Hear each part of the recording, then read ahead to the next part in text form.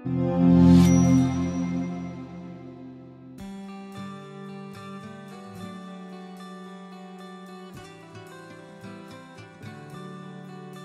Everyone, ఇవాళ ఆలు వంకాయ కూర ఎలా చేయాలో చూద్దాం.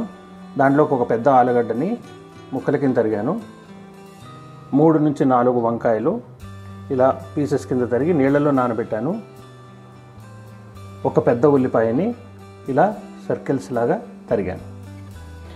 దీనిలో కావాల్సిన మసాలాలు: 1/2 టేబుల్ స్పూన్ జీలకర్ర, 1/2 టేబుల్ స్పూన్ ఆవాలు, 1 టేబుల్ స్పూన్ మినపప్పు, 1 టేబుల్ స్పూన్ శనగపప్పు, కావలసినంత ఉప్పు, నేను 3/4 స్పూన్ తీసుకున్నాను.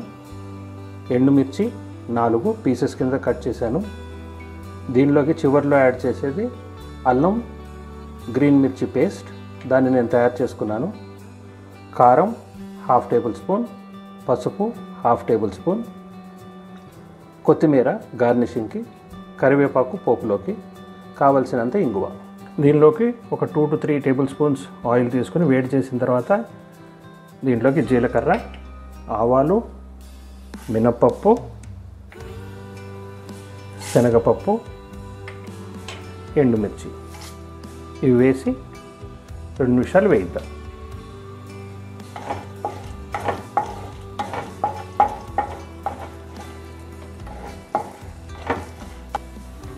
ఇది వేగుతున్నప్పుడే మనం దీంట్లోకి కారం, పసుపు యాడ్ చేసి ఒకసారి కలిపేసి దీంట్లోకి మనం ఉల్లిపాయలని యాడ్ చేద్దాం. ఇప్పుడు మనం ఉల్లిపాయలని ఒక 2 to 3 మినిట్స్ వేయిద్దాం. ఉల్లిపాయలు వేగుతున్న టైంలోనే మనం ఆలుగడ్డల్ని వేసి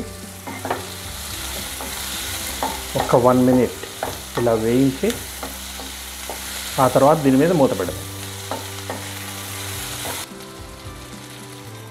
దీని మీద మూత పెట్టి సన్నపు సగన ఒక 3 to 4 మినిట్స్ దాన్ని ఫ్రై చేద్దాం. ఇప్పుడు కొంచెం వేగింది కదా, మూత తీసేసి దీంట్లోకి మనం ఇందాక కట్ చేసి పెట్టుకున్న వంకాయలని యాడ్ చేద్దాం.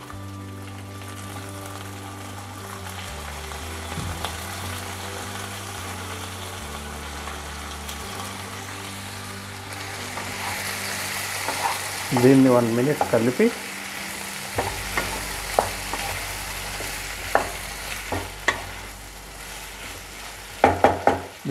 కలిపేసాం కదా, దీని మీదకి మూత పెట్టి ఒక 10 మినిట్స్ దీన్ని మగ్గనిద్దాం.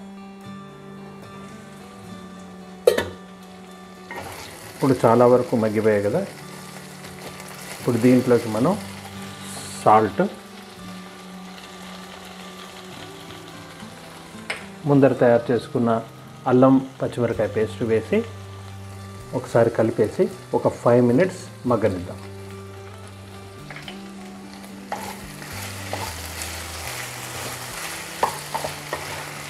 ఇదంతా కూడా లో ఫ్లేమ్ మీదే చేయాలి.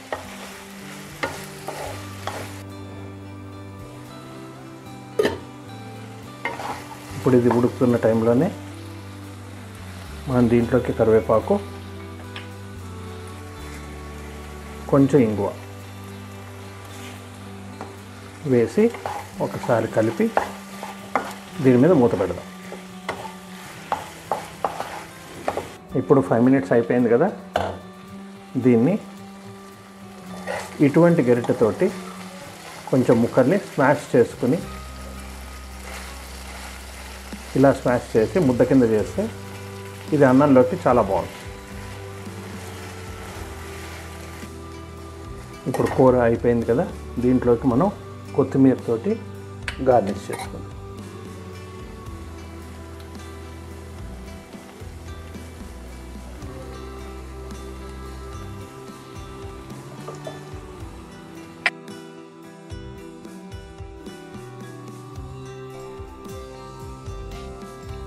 Thank you for watching.